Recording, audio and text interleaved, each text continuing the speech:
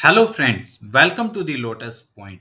आज की इस वीडियो में सीखने वाले हैं कि आप टैली से डायरेक्टली ई वे बिल कैसे प्रिंट कर सकते हैं। यूट्यूब पर बहुत सारी वीडियोस अवेलेबल है कि किस प्रकार ई वे बिल टैली से निकाल सकते हैं। उन सब में यही बताया कि आप सेटिंग्स में GST and E way bill के ऑप्शंस को इनेबल कर दो और बिल बनाते समय वहां पे आईडी पासवर्ड को यूज करके आप ई वे बिल को प्रिंट कर सकते हो, जबकि ये प्रोसेस सही नहीं है। आज की इस वीडियो में यही बताने की कोशिश करूंगा कि आपको अगर बिल के साथ ई वे बिल भी डायरेक्टली टैली से ही निकालना है तो उसका क्या प्रोसेस होगा, उसे हम यहाँ पे प्रैक्टिकली सिखाएंगे।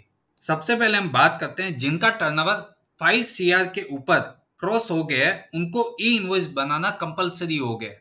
तो टैली में डायरेक्टली जब भी आप ई इनवॉइस बनाते हैं तो उसके साथ आप ई वे बिल के ऑप्शन को इनेबल करके प्रिंट दे सकते हैं। तो ऐसे केस में आपका ई इनवॉइस और ई वे बिल दोनों एक ही सेटिंग्स में बन जाता है।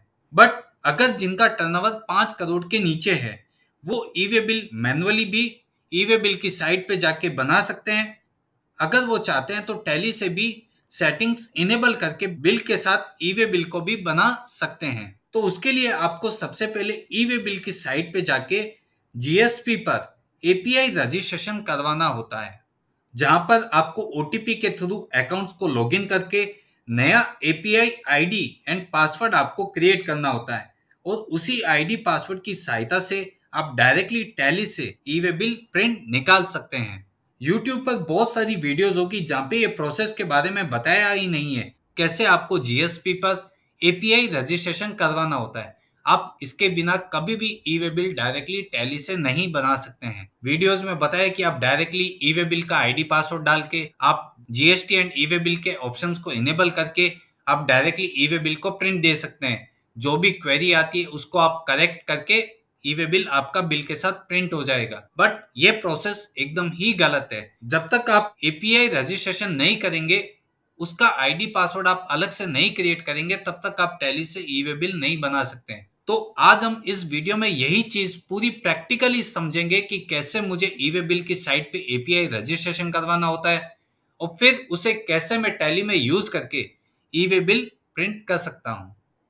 उसके लिए आपको सबसे पहले ई वे बिल पोर्टल पे आपका अकाउंट को लॉगिन कर लेना है। जैसे ही आप लॉगिन करते हैं, यहाँ पे एक ऑप्शन आता है रजिस्ट्रेशन। इसके अंदर एक ऑप्शन आता है फॉर जीएसपी, मतलब आपको जीएसपी के अंदर रजिस्ट्रेशन करवाना है। यहाँ पर आपको फॉर जीएसपी के ऊपर आपको टिक कर देना है। जैसे ही आप टिक करेंगे, यहाँ पे जो रजिस्टर्ड आईडी एंड जो मोबाइल नंबर रजिस्टर्ड होगा उसके ऊपर आपको एक ओटीपी आएगा। उस ओटीपी को आप पुट करके यहाँ पे अपने अकाउंट को लॉगिन कर सकते हैं। आपको सेंड ओटीपी के ऊपर टिक करना है। यहाँ पे आपको अपने ओटीपी के नंबर को डाल के वेरीफाई ओटीपी कर देना है। जैसे ही आप वेरीफाई ओटीपी के ऊपर आप टिक करेंगे, आप देखेंगे कि आपका कोई अगर पहले से भी रजिस्ट्रेशन लिया हुआ है तो वो आप यहाँ पे देख सकते हैं। हमने ये ऑप्शन को पहले ही इनेबल कर दिया था, तो इसके लिए आप देख सकते हैं कि यहाँ पे हम ऑलरेडी रजिस्टर्ड है। इसके लिए आप यहाँ पे GSP name, GST number, user name, उसका स्टेटस और आपने कब रजिस्ट्रेशन लिया था वो डेट आप यहाँ पे देख सकते हैं। आप अगर पहली बार रजिस्ट्रेशन ले रहे हैं तो ये ऑप्शन आपके सामने नहीं शो होगा। आपको यहाँ पे ऐड न्यू के ऊपर ही टिक करना होगा। आप जैसे ही ऐड न्यू के ऊपर टिक करते हैं, आप देखेंगे कि आपका रजिस्ट्रेशन का प्रोसेस आपके सामने ओपन हो गया है। ये एपीआई रजिस्ट्रेशन का एक छोटा सा प्रोसेस होता है जो आप खुद से कर सकते हैं। यहाँ पे आपको सबसे पहले रजिस्ट्रेशन थ्रू में जीएसपी को सेलेक्ट कर लेना है। यहाँ पे आप कौन से सॉफ्टवेयर में अपना काम कर रहे हैं उस सॉफ्टवेयर को आपको यहाँ पे सेलेक्ट कर लेना है। जैसे सपोज यहाँ पे टैली इंडिया प्राइवेट लिमिटेड है, इसको मुझे सेलेक्ट कर लेना है। यहाँ पे आप देखेंगे कि आपको यूजर नेम शो हो रहा है। ये वही यूजर नेम है। जब आप ई वे बिल की साइट पे लॉगिन करते हैं तो आप जो अपना यूजर नेम डालते हैं उसके आगे एपीआई आएगा, क्योंकि आप एपीआई में रजिस्ट्रेशन करवा रहे हैं। और यहाँ पे आपको 3 डिजिट का एक नंबर देना होता है, वही आपका यूजर नेम होता है और यहाँ पे आपको उसका पासवर्ड फिल कर देना है। तो आप जैसे ही अपना यूजर नेम और पासवर्ड यहाँ पे फिल करते हैं, आपको ऐड अकाउंट के ऊपर टिक कर देना है। जैसे ही आप यहाँ पे ऐड करेंगे, आप यहाँ पे देख सकते हैं कि आपका यूजर क्रिएट हो गया है। कौन सी डेट को क्रिएट हुआ, उसका क्या लॉगिन डिटेल्स है, उसका क्या स्टेटस है और कौन सी डेट को आपने ये ऑप्शन को क्रिएट किया है। अब अगर आप चाहते हैं कि मुझे टैली से ही ई वे बिल प्रिंट करवाना है, तो उसके लिए आपको सबसे पहले टैली पे आ जाना है। आप जो भी कंपनी में ई वे बिल के ऑप्शन को इनेबल करना चाहते हैं वो कंपनी आप यहाँ पे ओपन कर लीजिए। यहाँ पे आपको F11 की को प्रेस करना है। सबसे पहले यहाँ पे देखेंगे आपको एक राइट हैंड साइड में ऑप्शन आएगा इनेबल जीएसटी। इस ऑप्शन को आपको यस कर देना है। यहाँ पे आप देखेंगे कि आपकी कंपनी कौन से स्टेट में लोकेटेड है, उसका जीएसटी नंबर और आपके रिटर्न फाइलिंग की क्या पीरियोडिसिटी है वो आप यहाँ पे देख सकते हैं। उसके बाद आप यहाँ पे देखेंगे कि अगर आपका टर्नओवर 5 करोड़ के ऊपर है तो आप ई इनवॉइस एप्लीकेबल के ऑप्शन को भी यस कर सकते हैं, अदरवाइज आप इस ऑप्शन को नो कर दीजिए। उसके बाद आता है कि ई वे बिल एप्लीकेबल।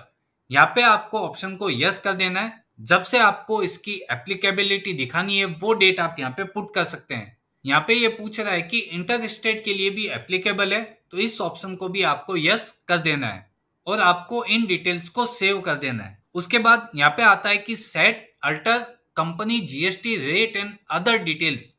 इस ऑप्शन को भी आपको यस कर देना है। अब आप यहाँ पे देखेंगे कि एचएसएन जो हमने ऑलरेडी आइटम्स के अंदर डिफाइन किए हैं तो आप यहाँ पे नॉट डिफाइन कर सकते हैं। उसके बाद जीएसटी रेट्स, अगर आपका प्रोडक्ट एक ही रेट में बिलोंग्स करता है तो आप यहाँ पे खुद से रेट को सेट कर सकते हैं।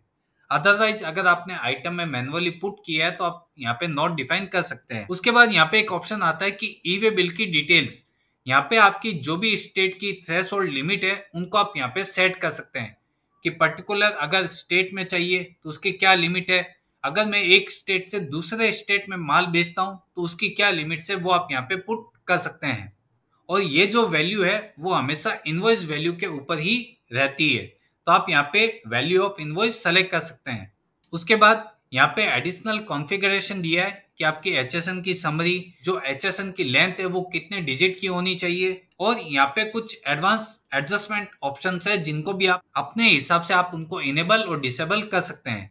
उसके बाद आप यहाँ पे देखेंगे कि नीचे कॉन्फ़िगर का एक ऑप्शन आ रहा है, उसके ऊपर आपको टिक कर देना है। यहाँ पे बहुत सारे ऑप्शन है कि एचएसएन की जो रेट डिटेल्स है उसे आपको प्रोवाइड करना है या नहीं करना है। उसके बाद यहाँ पे इनेबल रिवर्स चार्ज कैलकुलेशन को आपको यस करना है या नहीं करना है। लेकिन यहाँ पे आप देखेंगे कि एक ऑप्शन दिखेगा print E way bill with invoice. जब तक आप इस ऑप्शन को यस नहीं करेंगे, आप आईडी पासवर्ड लगा देंगे, आपका ई वे बिल भी सक्सेसफुली जनरेट हो जाएगा, बट जब तक आप इस ऑप्शन को यस नहीं करेंगे आप वहां पर आप इनवॉइस के साथ ई वे बिल को प्रिंट नहीं कर पाएंगे। तो आपको इस ऑप्शन को मेन यस कर देना है और आपको इन सब ऑप्शन की सेटिंग्स को सेव कर देना है। उसके बाद जिस तरीके से भी आप इनवॉइस बनाते हैं वैसा ही आपको इनवॉइस बना देना है। आप नीचे देखेंगे कि यहाँ पे provide GST slash E way bill detail, इस ऑप्शन को आपको यहाँ पे यस कर देना है। जैसे ही आप इस ऑप्शन को यस करते हैं यहाँ पे ई वे बिल के रिलेटेड जो बेसिक इंफॉर्मेशन है वो आप यहाँ पे देख सकते हैं। जैसे ही आप बिल बनाते हैं वो सारी डिटेल आपकी यहाँ से पिकअप कर लेती है। यहाँ पे गुड्स सप्लाई करने वाले की डिटेल, आप किसको माल भेज रहे हैं उनकी डिटेल, उनका एड्रेस, उनका जीएसटी नंबर और आप यहाँ पे कौन से ट्रांसपोर्ट के थ्रू अपना माल भेज रहे हैं वो डिटेल आप यहाँ पे पुट कर सकते हैं। आप यहाँ पे ई वे बिल के दोनों ही पार्ट को बना सकते हैं, चाहे वो पार्ट ए हो या फिर पार्ट बी हो। आप चाहते हैं कि यहाँ पे आपके पास ओनली ट्रांसपोर्टर की डिटेल है तो आप यहाँ पे न्यू नाम ऐड करके अपने ट्रांसपोर्ट की डिटेल को ऐड कर सकते हैं, ट्रांसपोर्टर का नाम और ट्रांसपोर्टर का जीएसटी नंबर। उसके बाद अगर आपके पास ट्रांसपोर्टर की डिटेल नहीं है और आप डायरेक्टली ई वे बिल का पार्ट बी बनाना चाहते हैं तो आप यहाँ पे मोड में रोड को सेलेक्ट कर सकते हैं या फिर जो भी आपका मोड है, चाहे आप रेलवे के थ्रू भेज रहे हैं, चाहे आप बाई एयर भेज रहे हैं या फिर शिप के मोड में आप भेज रहे हैं तो वो मोड आपको यहाँ पे सेलेक्ट कर लेना है। यहाँ पे व्हीकल की जो डिटेल है वो आपको यहाँ पे पुट कर देनी है और जो व्हीकल का टाइप है वो आपको यहाँ पे सेलेक्ट कर लेना है। जैसे ही आप इन सब डिटेल्स को सेव कर देते हैं और उसके बाद आपको अपने इनवॉइस को भी सेव करना होगा। जैसे ही आप अपने इनवॉइस को सेव करते हैं यहाँ पे एक ऑप्शन आता है do you want to send voucher details for e way bill generation, कि आपको अपने बिल के साथ ई वे बिल जनरेट करना है तो आपको इस ऑप्शन को यस कर देना है। अब आप यहाँ पे देखेंगे कि एक पॉपअप आता है कि अगर आपकी ई वे बिल में कोई भी मिस्टेक है, आपने कोई भी डेटा अगर वहां पे ब्लैंक रखा है या फिर सही से नहीं दिया है तो आपका ई वे बिल नहीं जनरेट हो पाएगा। तो यहाँ पे आपको मेक श्योर है कि जो भी डिटेल्स आप डाल रहे हैं वो आप एक ही बार में प्रॉपर डालें, जिससे आपका ई वे बिल एकदम से एक ही बार में बन के प्रिंट हो जाएगा। यहाँ पे आप देख सकते हैं कि ई वे बिल के रिलेटेड कुछ क्वेरी आ गई है। यहाँ पे बोला है कि इंफॉर्मेशन पेंडिंग है। अब मैं ये इंफॉर्मेशन कहाँ पे जाके इनको रेक्टिफाई कर सकता हूँ, उसके लिए आपको एकदम गेटवे ऑफ टैली के ऊपर आ जाना है। यहाँ पे आपको डिस्प्ले स्टेचुटरी रिपोर्ट्स और यहाँ पे जीएसटी रिपोर्ट के ऊपर आपको टिक करना है। यहाँ पे आप देखेंगे कि ई वे बिल का ऑप्शन आपको शो होगा। यहाँ पे आप कौन से पीरियड का डेटा ओपन करना चाहते हैं उसके ऊपर आपको यहाँ पे टिक कर देना है। अब कौन से डेट में आपने इनवॉइस जनरेट किया था वो डेट आपको यहाँ पे मेंशन कर देनी है। जैसे ही वो पीरियड आप यहाँ पे डालते हैं आपको एंटर की को प्रेस कर देना है। यहाँ पे बताएगा कि वो डेट में आपके टोटल नंबर ऑफ वाउचर कितने हैं। आप इस रिपोर्ट को ओपन करना चाहते हैं तो आपको यस के ऊपर टिक कर देना है। यहाँ पे आप देखेंगे कि आपकी जो क्वेरी थी यहाँ पे अनसर्टेन ट्रांजेक्शन के अंदर शो हो गई है। यहाँ पे GST registration details of company are invalid. यहाँ पे एक रीजन है कि आपने जो जीएसटी नंबर दिया है वो इनवैलिड है। सेकंड, जो जीएसटी रजिस्ट्रेशन डिटेल्स है between the GST registration master and transaction, तो आपको सबसे पहले इन एरर्स को आपको रेक्टिफाई करना होगा। उसके लिए आपको इसके ऊपर टिक कर देना है। जैसे ही आप टिक करेंगे यहाँ पे आप देख सकते हैं कि GST registration detail of the company are invalid. तो सबसे पहले आपने जो जीएसटी नंबर दिया है उसको आप पहले जांच लें कि वो नंबर कहीं पे सस्पेंड या कैंसिल तो नहीं हुआ है या फिर आपने कोई नंबर लिखने में मिस्टेक तो नहीं करी है। उसके बाद जो सेकंड क्वेरी है, mismatch in GST registration details between the GST registration master and the transaction, इसके ऊपर आपको टिक कर देना है। अगर आपको लगता है कि ये डेटा सही है तो आपको इसको यहाँ पे एक्सेप्ट एज इज कर देना है। जब तक आपकी ये दोनों क्वेरी यहाँ से सॉल्व नहीं होगी तब तक आप ई वे बिल नहीं बना पाएंगे। जैसे ही आप उन क्वेरीज को रिजॉल्व कर देते हैं यहाँ पे वापस से आपको बिल के ऊपर आके इसको सेव कर देना है। जैसे ही आप सेव का ऑप्शन आएगा यहाँ पे पूछेगा do you want to generate e way bill, इस ऑप्शन को आपको यस कर देना है। यहाँ पे आपको आईडी पासवर्ड पुट कर देना है।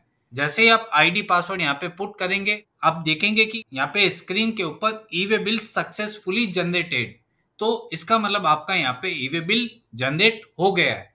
अगर आप देखना चाहते हैं कि आपका इनवॉइस और उसके साथ आपका ई वे बिल कैसे शो हो रहा है तो आप उनकी डिटेल को आप यहाँ पे देख सकते हैं। तो ये पूरा प्रोसेस था जो आपको टैली से डायरेक्टली ई वे बिल बनाने में आपकी मदद करता है। मेरा यहाँ पे वीडियो बनाने का पर्पज यही था कि मैंने बहुत सारी वीडियोस देखी थी जहाँ पे इस ऑप्शन के बारे में बताया ही नहीं है। बहुत सारे लोग यूट्यूब पे सर्च करते हैं कि ई वे बिल मैं कैसे जनरेट करूं, ई वे बिल कैसे बन सकता है डायरेक्टली टैली में, बट ये ऑप्शन के बारे में कहीं पे भी नहीं बताया।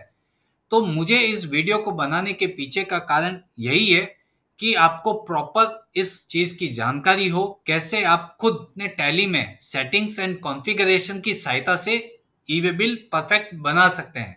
इस वीडियो में पूरा आपको मैंने समझाने की कोशिश करी है कि कैसे आपको टैली में बिल बनाना है, कैसे आपको ई वे बिल की वेबसाइट पे GSP and API registration enable करना है, कैसे आप वहां पे एपीआई का नया user ID and password create कर सकते हैं और उनको आप टैली में किस प्रकार यूज करके ई वे बिल को बिल के साथ ही प्रिंट कर सकते हैं। मैं उम्मीद करता हूं कि आप सभी को ये वीडियो पसंद आई होगी। अगर आपको ये वीडियो अच्छी लगी हो तो इसको अधिक से अधिक लोगों तक शेयर कीजिए, जिससे हर कोई इस प्रोसेस को आसान भाषा में समझ सकता है और जहाँ पे भी वो जॉब करते हैं या उनकी खुद की कंपनीज है वहां पे इस ऑप्शन को यूज करके अपने काम को और अपने टाइम को बचा सकते हैं। Thank you.